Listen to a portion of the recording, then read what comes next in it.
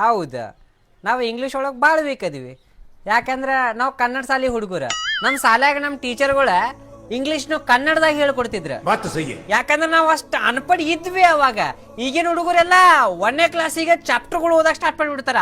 ಅವಾಗ ನಾವು 7ನೇ ಕ್ಲಾಸ್ ತನಕ ABCD ಕಲಿಸ್ತಿದ್ರ. ನಮಗ ಗ್ರಾಮರ್ ಅಂತೂ ಗೊತ್ತೇ ಇಲ್ಲ. ವರ್ಬು, ಅಡ್ವರ್ಬು, ನೌನು, ಪ್ರನೌನು, ಮಾಕಿ, ಅದೇನೇನೋ ಹೋಗ್ಕೋತಿದ್ರು. Future tense, past tense, present tense. ಈಗ ಗೊತ್ತಾಗತ್ತವು ಏನು ಅಂತಂದ್ರ ಈ ಇಂಗ್ಲಿಷ್ ಇಷ್ಟು ಹೊಲಸುಳ ಮಗಂದ್ರ ಅದನ್ನ ಗ್ರಾಮೆಟಿಕಲ್ ಆಗೇ ಮಾತಾಡ್ಬೇಕಂತ, ಹಿಂದ ಮುಂದೆ ಮಾತಾಡಿದ್ರೆ ನಡೆಯಂಗಿಲ್ಲ ಅಂತ.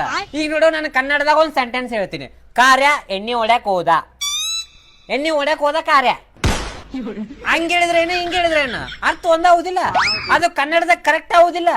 ಅಕಸ್ಮಾತ್ ಅದನ್ನ ಇಂಗ್ಲಿಷ್ ಒಳಗ ಕಾರ್ಯ went to bar, bar went to ಕಾರ್ಯ ಆಗುದಿಲ್ಲಲ್ಲ, ಮ್ಯಾಚ್ ಆಗುದಿಲ್ಲಲ್ಲ. ಇದಕ್ಕ ತಲೆ ಕೆಡ್ತಾವ ನಮಗೆ ಇಂಗ್ಲಿಷ್ ಅಂದ್ರ. ಅದನ್ನ ಇಂಗ್ಲಿಷ್ ಒಳಗೆ ಏನ್ರ 4 ಮಂದಿಯಾಗ ತಪ್ಪು ಮಾತಾಡ್ಬಿಟ್ಟು ಅಂದ್ರೆ ಈ ಅನುಪಡ ಸುಳ ಮಗ ಲೇವ ಬರುದೇ ಇಲ್ಲ ಮಾತಾಡಕ, ಸುಮ್ಮನೆ ಎತ್ತಬೇಕತ್ತಾಗ ಮಾತಾಡ್ತಾನ ಅಂತಾರ. English is the monkey language. ಪರರ ಭಾಷೆನ ಕಲ್ತು ನಾವ್ ಯಾವ ಸುಳ ಮಕ್ಕಳನ್ನ ಇಂಪ್ರೆಸ್ ಮಾಡೋದೈತಿ. ನಮಗ್ ಕನ್ನಡ ಭಾಷೆ ಒಂದೈತೆ, ಅಷ್ಟೇ ಸಾಕು ನಮಗ. ಅಟ್ರ ಇಂಗ್ಲಿಷ್ನ